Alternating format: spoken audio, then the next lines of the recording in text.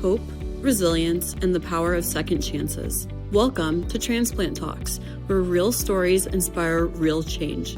Brought to you by the American Transplant Foundation and Dr. Rachel Davis.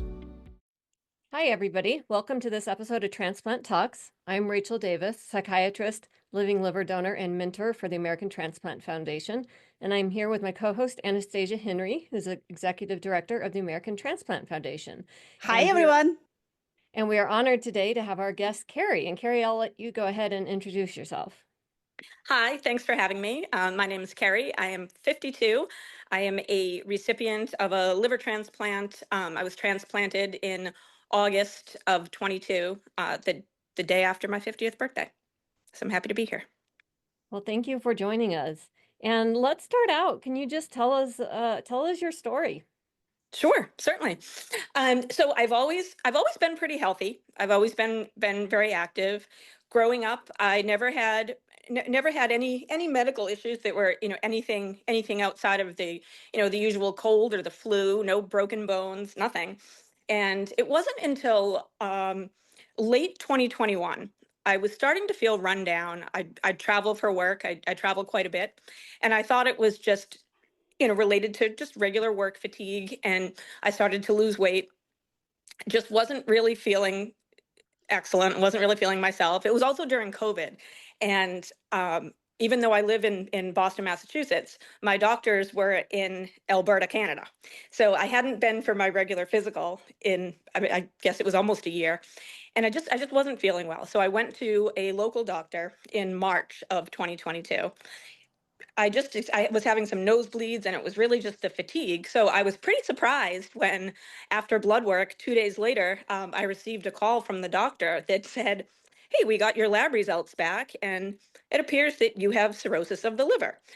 And I was blown away, to put it mildly, and went back to see my local doctor, and was then treated at a local hospital. And they were trying to determine the why. Why was I having this, other than being pretty healthy otherwise. And I was diagnosed. So I was diagnosed with liver disease in March, and I knew absolutely nothing about it whatsoever. And I do a lot of reading. I do a lot of research. But prior to starting on the research, I was told that I had end-stage liver disease. So my reaction was, "Oh, okay." And the doctors at the local hospital said, "Well, you're taking that pretty well."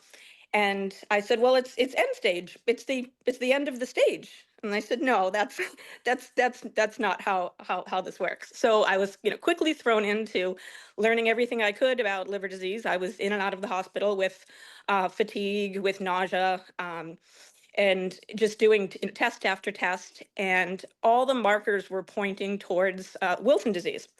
And it was a little bit surprising to the medical teams that were treating me because of my age. From what I understood, it was usually in children when this first presents, and I was 49 years old. I was progressively getting more ill, and my MELD score was, when I was first diagnosed, I think my MELD score was about a 22, and I was transplanted in August. So diagnosed in March, transplanted in August, and transplanted with a MELD of 38. And my local hospital that I was at, they got me into the transplant program at Mass General Hospital, which I had the absolute best care. I had a wonderful team.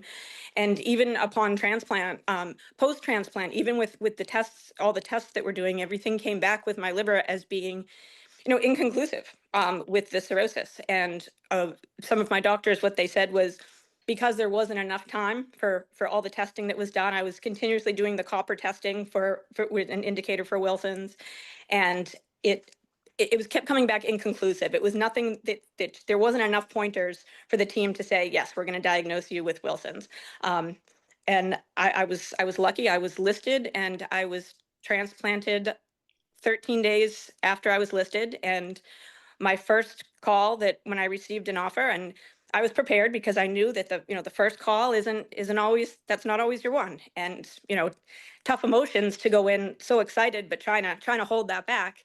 And I was pretty lucky. I went into I went into surgery at 11 p.m.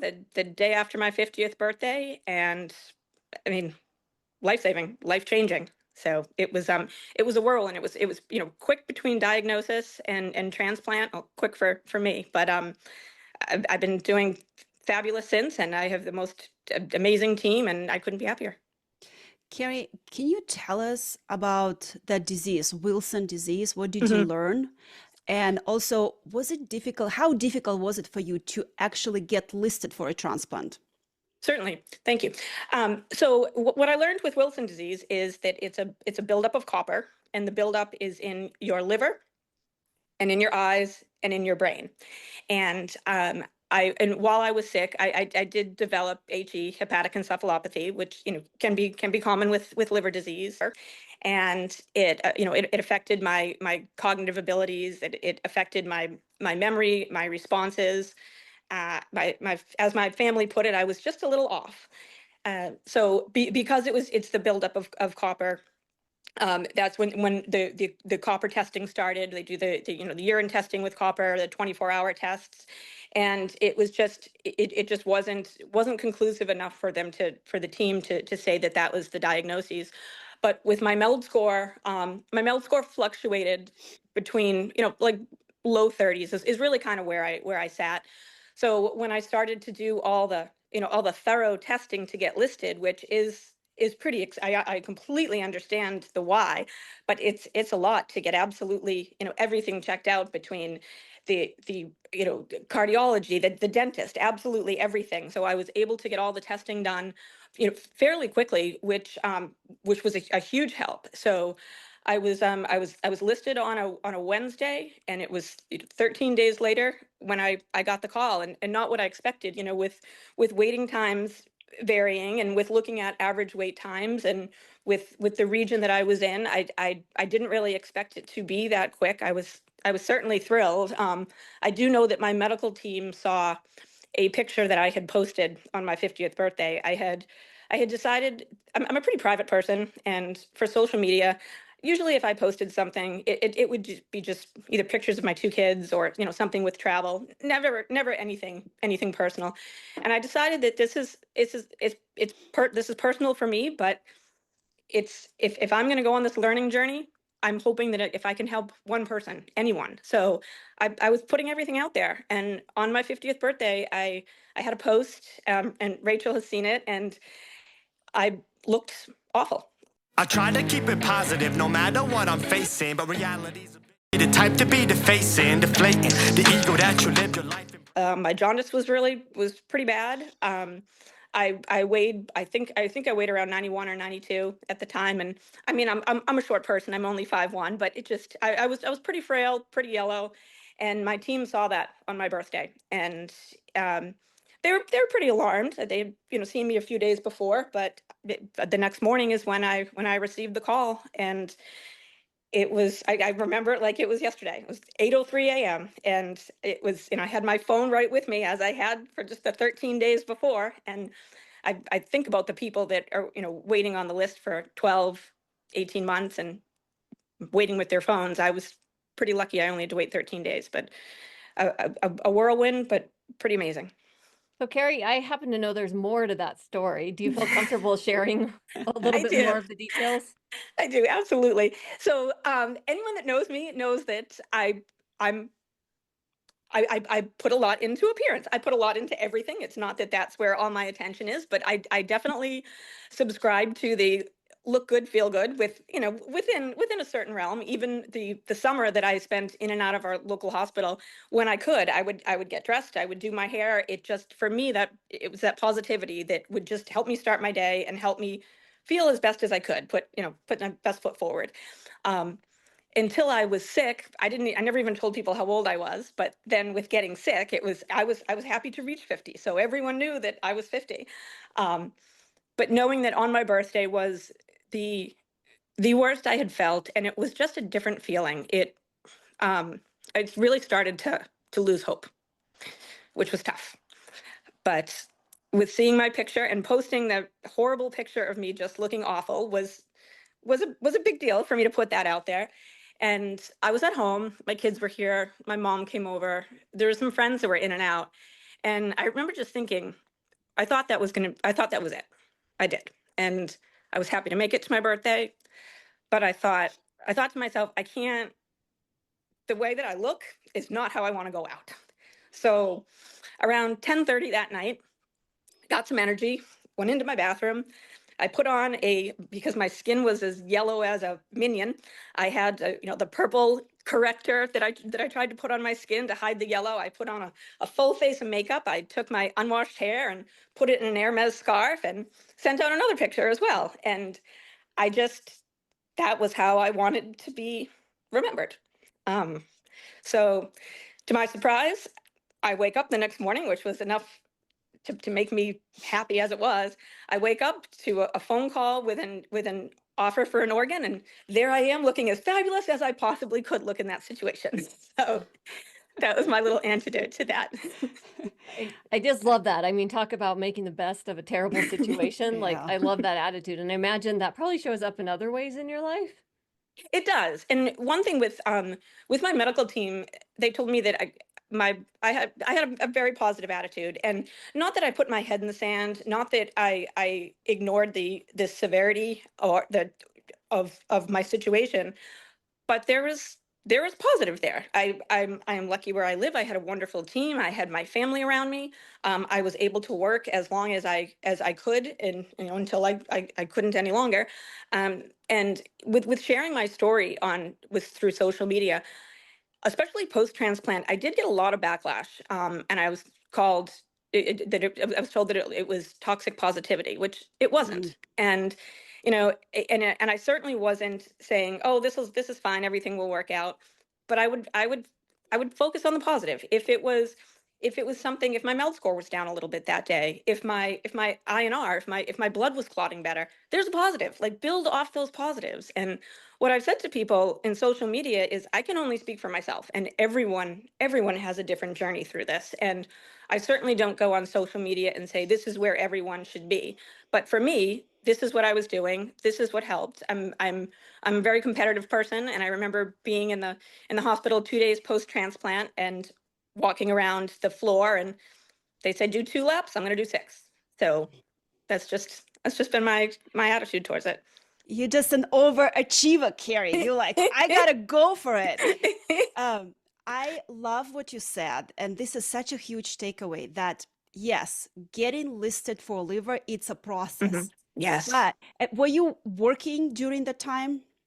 I was working, and I'm very lucky. I actually switched companies post transplant, but I had been with the same company for almost 20 years. So I have a very senior role in a very large company, and I was fortunate that I was able to work when I could. I had a wonderful team that would cover for me in many ways too, especially with the HE, the hepatic encephalopathy.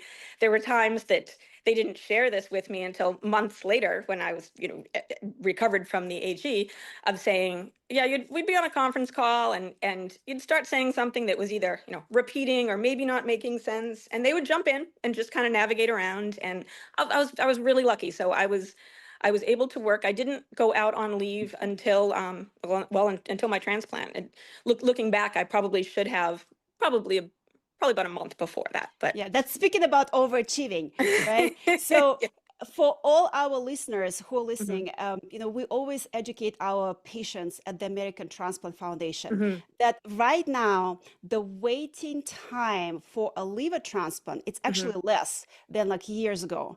So Excellent. it's absolutely crucial for you to get listed for a transplant. If the first hepatologist that you talk to, they say, no, you're not a candidate, find a second Right. opinion. Yes. And then talk to your team and say, hey, guess what? I just need to get listed. Please, cover for me. And when the team understands that, hey, we're helping someone to survive, it's literally a Yes. matter of life and death. Once they listed, their chances of survival skyrocket, right? So just let's get to that milestone. So we really want people to understand that and advocate how crucial it is to get it done quickly. Y'all can't react, I'ma stop with your pack and just sit back, relax, cause I'm bringing it back.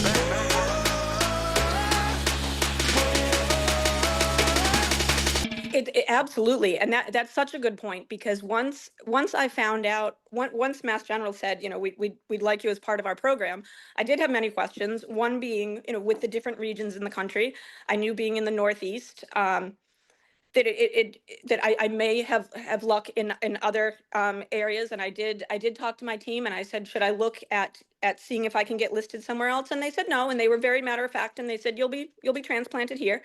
And just starting to do all that legwork, to get listed. With one of the testing with cardiology, I went in to have that testing done, and it was my last test that I had to do. So I was all like, let's do this, let's go. And the next day, I received a call from my coordinator, and she told me that I didn't pass the test.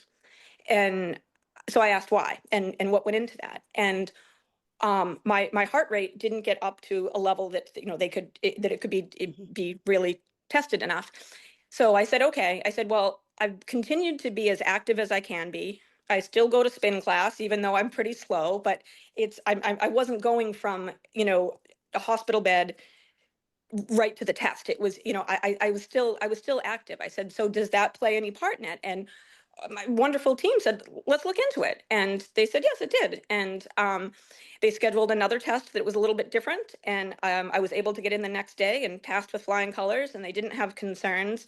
So just like you said, absolutely. Advocacy is the biggest thing. It's, I don't know if that's something that would have been offered up if I didn't have that anecdotal piece to, specific to that test. But yeah, and just making, everyone wants to help, everybody does. So whether it's, if it's you're calling your dentist 10 times to get an appointment, if you're telling them why, like, what's the why, everybody will help. And you're right. And I think even just with getting listed, just that feeling of hope, Yeah. it was less despair and more hope. It was, there's people that believe that I'm a candidate, that I could make it through this, that I can do this. And I just have to do my part. So that's a really good point. So Kerre, Excellent point. I'm just curious, that test they give you, did that mean they gave you one that was too easy because they didn't realize how active you still were? Was that the deal, or? Well, I don't know, because the one that they gave me I didn't like it at all. It's, they tip you upside down, and you've got all the blood flowing above above your heart, well, below at that point. And and I think it was off by, I don't know the scale of how they measure, but it was very, very close. So, but the next test that I did was, it was walking on a treadmill. So it was something that I was actively a participant in instead of just having it done, I guess. It was pretty easy. I think it was for 40 minutes. I walked on a treadmill at different inclines and different speeds and hooked up to different things. And that was fine. So I think it was just, they said that they wanted to be able to look at, I think it was more the duration than maybe spikes or whatever it was they were looking at. But because I did have some stamina, so Sure. the second test was a big help. So I want to go back to, you were talking about hepatic encephalopathy, and I know you have a story. I think it involves a pink dress. Can you tell us that story? Yeah. Yeah. So I had a birthday party for myself, and the party was 2 weeks before my actual birthday, so just 2 weeks before I was transplanted. And the HE was, it comes and goes in waves. I was never prescribed lactulose, which I know that's something that can help because of the ammonia buildup. And what I found too was the cognitive testing, I would cheat. I would remember what it was from the week before. So they'd ask me questions, and it was the same questions. I knew what the questions were. I couldn't tell you my PIN number to my debit card that I had tried to use 2 hours before, but I could remember the answers to those questions. So I'm very big on entertaining. Those are the kind of things that I love, and because I kind of thought this was my swan song anyway, this was going to be my over the top, most fabulous birthday party ever. And I did a big party for my 30th birthday, and my theme was pink. I love pink. So I did the same thing for my 50th. And I thought, in the state that I'm in, there's no one that's not going to show up in pink. Everyone will be decked out. And they were.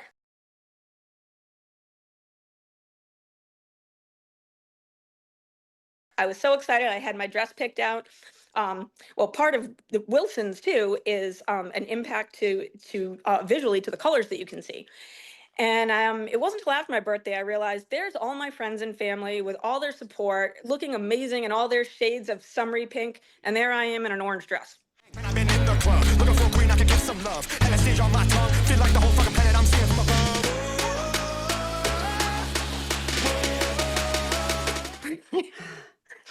I had no idea. And then people were great. They're like, oh yeah, that maybe they thought I just wanted to stand out. But I remember in my mind thinking, there I am in my pink dress with all my friends in their pink. And it's funny. It's funny to look back at those pictures, and it really makes me be so grateful and appreciative to the people around me. They just went with it, just like with so many things. I told my daughter that that she was putting out Thanksgiving napkins for my part. There were no Thanksgiving napkins, just little things like that. So I had a really great support team around me. Yeah. Which It sounds like you have this powerful, not even a network, like a family of friends and colleagues who were there with you. And probably the fact that you were sharing on social media, like so openly, like this is where I am. And people kind of like got really invested. I wonder, this is kind of the elephant in the room question, Kerre. Have you ever felt judged, or have you ever like felt maybe uncomfortable, like, oh, how do I share, because I don't want people to think that they like liver disease has certain stigmas? Like, have you Yeah. ever felt that, or anybody ask you any questions?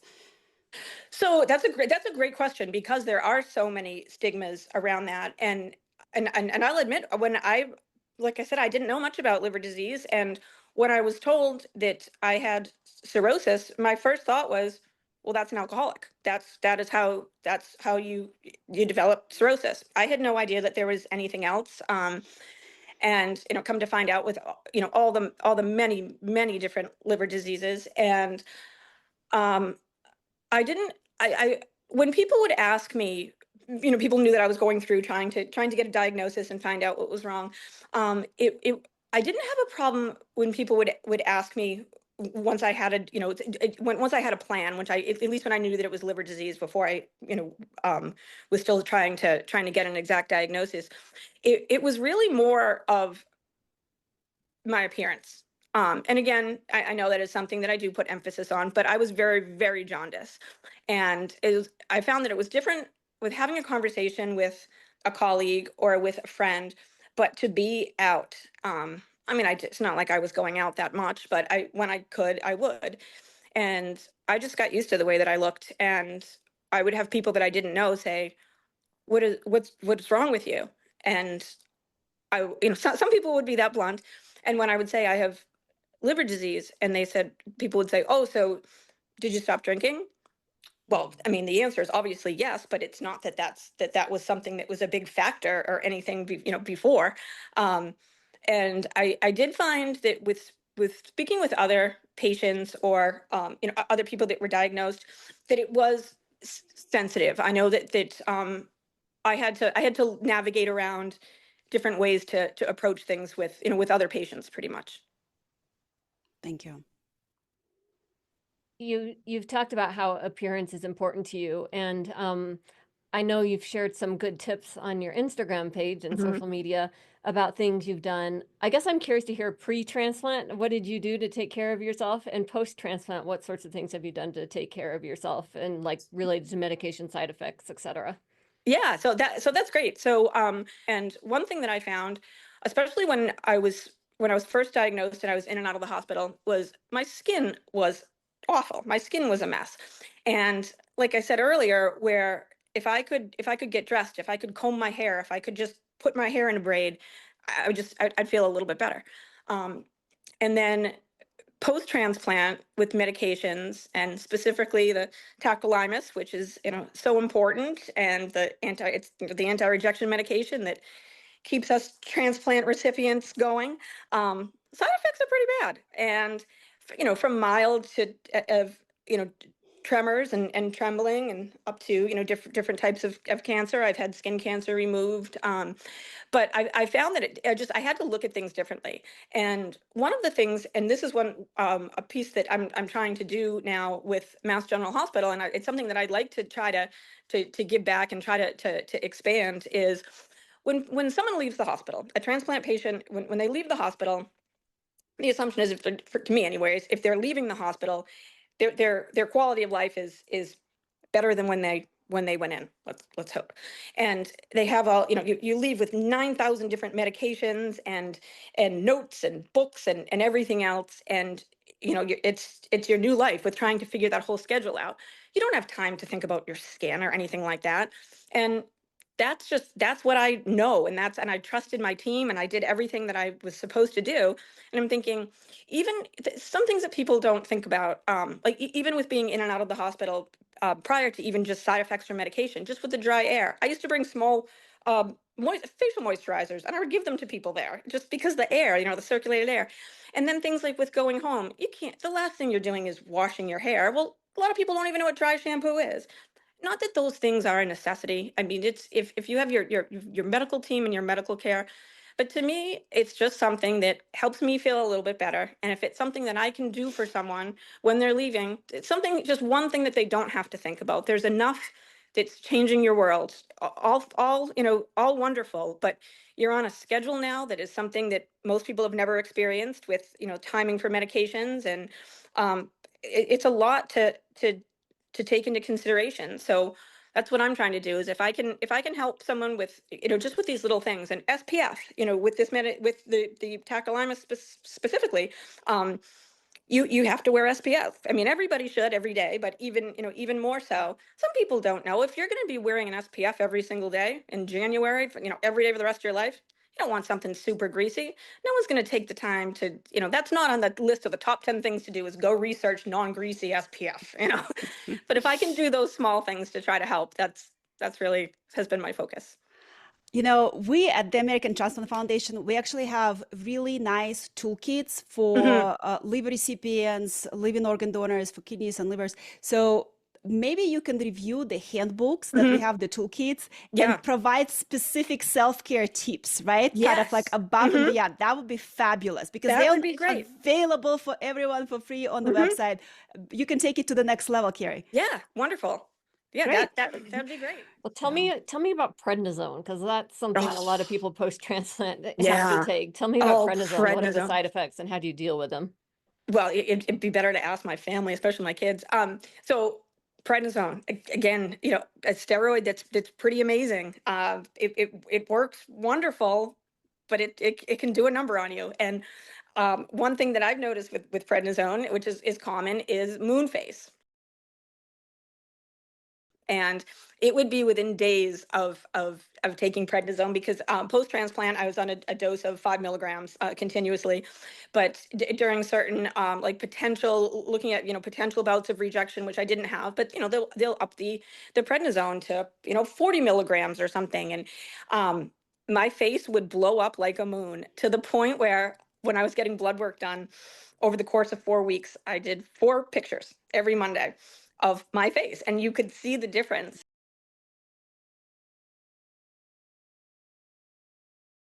And the funny thing was week 4, when I opened my phone to take my picture, my phone wouldn't open. My phone didn't recognize me.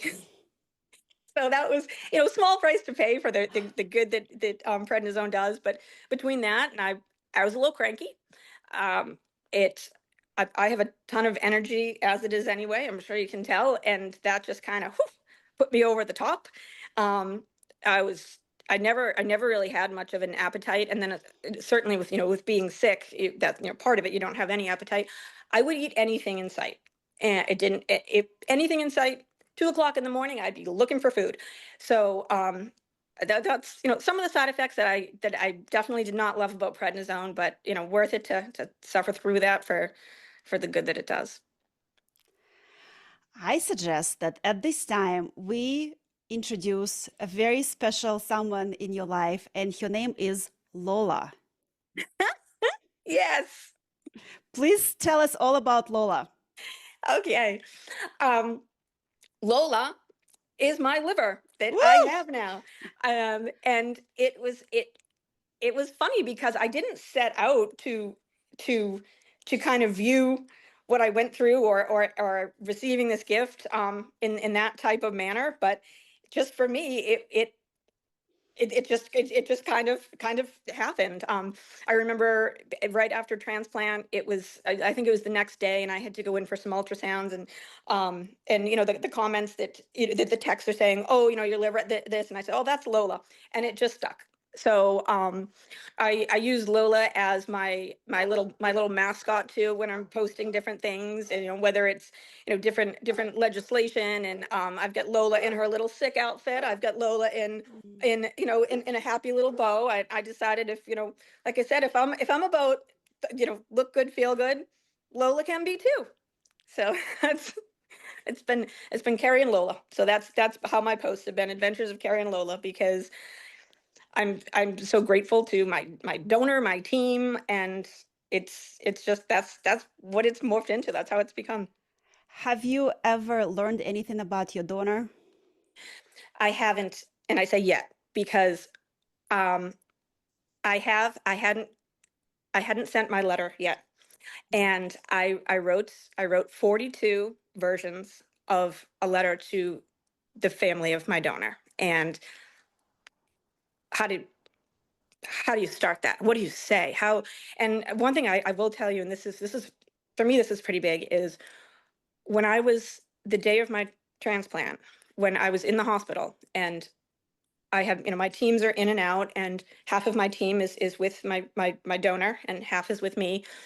And I remember, you know, things were very clinical at that point, but I remember thinking the best day of my life is other people's absolute worst day.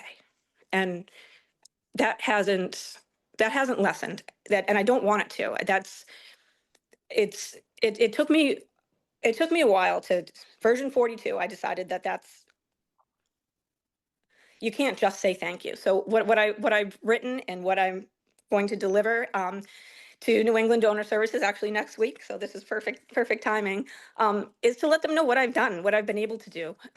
I'm a single mom. I have two awesome kids. Um, I've met so many amazing people. I've been able to. I've changed everything. I've changed my perspective. My perspective used to be, you just work. That's what you do. You provide for your family. You work. You work as hard as you can, and which is important. But you know, I think the compilation of me, you know, getting sick, needing a transplant, and it being during COVID as well, wow, it changed everything. It really did. So if I can if I can show, and if I can tell the loved ones of my donor that it's because of their absolute selfless generosity that I was able to, you know, see my son start high school, and just take vacations with my children that before I couldn't do because my work was too busy. And then I thought that had passed. I thought those opportunities had passed. And if I can just show them what I'm doing to honor their loved one and the respect that I have for our Lola, as I put it, I hope they can see that the decision they made is just amazing. And if other people can just look at not just me, but other stories to say, we can be a part of this. It's something. It's paying it forward in just so many ways, and it's just such a beautiful thing. And never in my life did I imagine that this would be something that be a part of my life. But who does? Whoever on either side of it, whoever thinks that. Um, but I hope I hope I can honor their loved one in a way that makes them happy. You will. And I have a feeling that that family they might be waiting for that letter, and they know it will come at the right time. Hmm. Yeah. Did you tell them it took you 42 times? Yeah. 42 times. Yes, I did. Yeah. Each one, it was version, and with version 42, it's version 42, final version. It's, and I'm, you know, and I'm glad I went through that. I think just for me, because and when I started writing it, I just had notes, you know, right post transplant. I know with speaking to people, everyone, you know, timing wise, some people, you know, want to get that out right away. Some people want to, you know, and I'm glad for me the timing that I've taken. I'm hoping that the family feels the same way.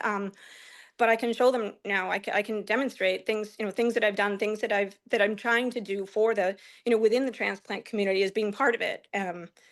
And you know, I would I hope I can meet them at some point to let them know that they're one they're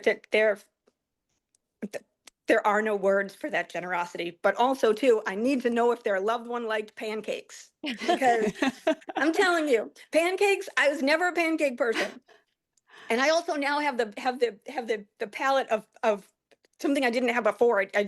Chicken nuggets and pancakes, I'd be happy. So I'd be really interested to know if pancakes are anything that was part of their life. If you're watching this on YouTube, you can see that like I'm just, my eyes are so tearing up. I can't. I just can't. I've been in the transplant field for 15 years. And every time I talk to a transplant recipient, a living donor, it's just like such tears of joy and loss at the same time, and pain and hope. And it's just like one of the most profound feelings that we can experience together as humans. Yeah, I think it's just beautiful how much thought you put into that, and how much effort you put into really portraying what you want to, and Thank you. it's beautiful. Thank you. Well, and like I said, I've with the people I've been able to meet, like Rachel, and everything that you've done and everything you continue to do, it's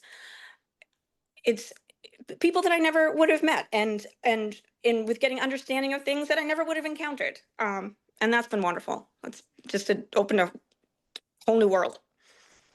Well, on that note, can you tell us about your advocacy work? I sure can. So I started a foundation, and with starting my foundation, one awareness is just so huge. Awareness for organ donation, for living donation, and I try through different events, and anything I can do to get people to sign up, even just to understand what that means. Like, what does it mean to sign up to be an organ donor?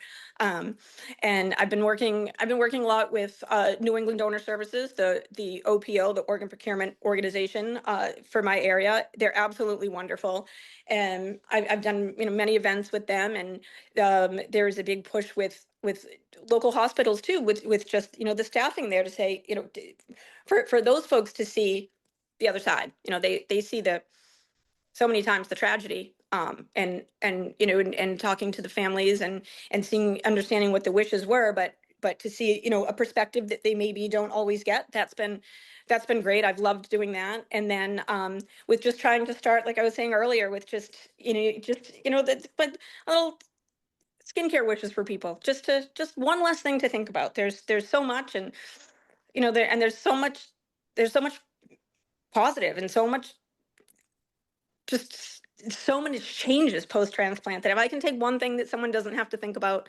and it's the one thing that I know, and like I said, some people kind of are like, really, that's your focus? But hey, I think it's important, and if someone can just feel a little bit better while they're doing something, I'm all for it.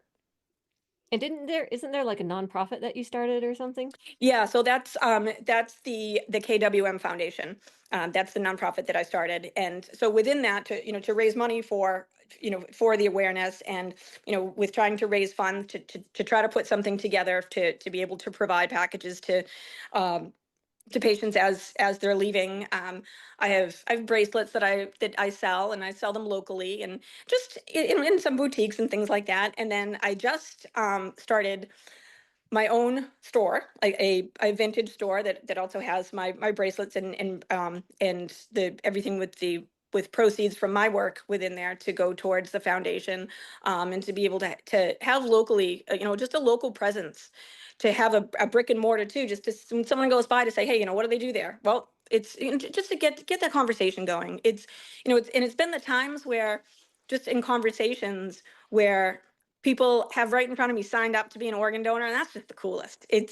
My record was 3 people at the hairdresser one day. Woo! And it just, and it's just those little things, and for someone to be able to put a face to it, that it's great if you have that heart on your license, and that's so important. But if they can understand the why too, and also, the big piece too is to let your family know what your plans are. It's be a registered donor, but let your family know that these are my wishes, and I think that's something that I wasn't super aware of, that as being such an important piece too, but it is. So even when I have people that will tell me I'm a registered donor, and I say, does your family know? Do the people around you know? And so many people are like, I'm not sure. And so then, those conversations I think are so important too. And there is no such thing as start this conversation early. Like Yeah. I talk to kids Hmm. who are 5 and 6 and 7, Wow. and just for them to start understand the miracle of Right. transplant is so Hmm. powerful. And then they can educate their parents as well. Exactly. Yes. Mhm. Yeah. And that's such a good point too. It's my kids, when I was transplanted, they were 11 and 12. And with their group of friends, and just it's something that they've never been exposed to, but yeah, to have those, those conversations, just to understand what that means. And then also too, like the big with living donors as well. That's I'm lucky that I know Rachel, and she's my example that I give. It's absolutely amazing. That's just that living donors. Wow, just wow. It's amazing. Living liver donors. And Hmm. Rachel was so fortunate that Rachel, our co-host, is a living liver donor. Yes, she is. It's Awesome. amazing. That's awesome. So, as you sit here today, Kerre, looking beautiful, looking back at your life, what advice would you give to yourself to pre-transplant Kerre? Um, well, honestly, because like I said, I led a healthy lifestyle. I hadn't been sick.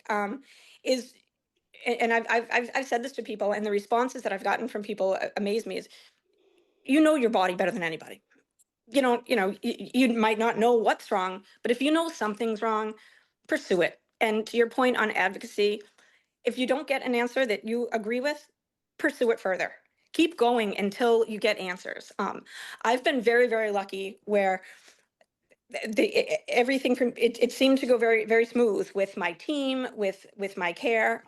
But I've met a lot of people that wasn't the case, and they weren't so lucky for many, many different reasons. But even since then, just talking to people, I was talking to someone that I've known my whole life, and she's a nurse, and she said that she didn't say anything to me at that time, but about 4 months prior to us having this conversation, she went to the doctor because she hadn't been feeling well, and she knew something was off, and she kind of just kept it in the back of her head and didn't want to pursue it, and she did, and she found out what it was, and it was addressed, and she's absolutely fine. But just so people know, that's just the biggest thing. Don't let it wait. Don't let it fester. Just get it done, so no matter what it is, you can get on with your life, whether it's a whole whatever that means. Just advocate for yourself, and just continue to push. Yeah. And make health your number one Yes. priority. Absolutely, 100%. Every little decision, and now those are the things that I think now, especially and I like that. I think my kids see that with choices that I make, and I've always tried to be really healthy, but now it's okay. It's not just me. It's not just me. Being a mom to two kids. It's someone else that made this decision to truly give a piece of them to a stranger, and I have that like I said, that family to honor, and to health is number one. Health comes first. If that's You can have all the money in the world, doesn't matter. It's your health, and every little thing that you can do to preserve that and maintain it is key. Beautiful. Well, anything, Kerre, that we haven't asked you about that you would like to tell our listeners or viewers? um Not that I can think of. The only thing that I'm thinking is of course, any patient that's faced with transplant, it's such an unknown. There's so many factors, and like I said, everyone's journey is different. um but there's so much good. It's I can't it's in I'm 2.5 years post now, and the first year, like everyone told me, it was, there were ups and downs, and um as time went on, I was a little stronger, a little less fatigued, felt a little better, and just mentally, I couldn't be in a better place. Never. It's almost like I found my purpose. It sounds so cheesy, but it's true. It's, and it's like, don't let something like that have to happen. Like, do something that you didn't expect to do. It sounds so cliche, but do it. Use the dishes you weren't going to use, the things you're going to do for a special occasion. Heck, wear sequins to the supermarket. I tell everyone, wear sequins to the supermarket. I love it. That's Well, your attitude, Kerre, I just love your attitude. And I think I told you this, but I used your example of, putting on makeup and putting on that fancy scarf. I used that at a talk I gave about anxiety and just how it's an example of making the best of whatever situation you have and moving forward, even if it's really hard. And I think you just embody that and are such an example. And thank you for sharing that with us. Well, thank you. Thank you very much. I appreciate this. And it's such a great community, and both of you, the work that you do is so amazing. So thank you for everything. Thank you. Kerre, and I always do that. We're lucky to have Rachel and 290 other incredible humans who are 1+1=life transplant mentors at the American Transplant Foundation. So if you're willing and able to join our mentorship program and serve as a mentor, we would love to have you. I would absolutely love to. I will 100% follow up with you on that. This episode is brought to you by the 1+1=life mentorship program, which is available thanks to the American Transplant Foundation, because no one should have to navigate the transplant process alone. You have the power to change lives. Visit AmericanTransplantFoundation.org to see how you can help. Over 100,000 people are waiting for a life-saving transplant. Your support brings them hope. Join us today and be a part of giving life.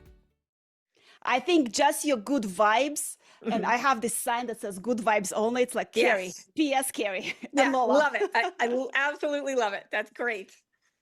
Awesome. Well, thank you so much for your time. I appreciate it.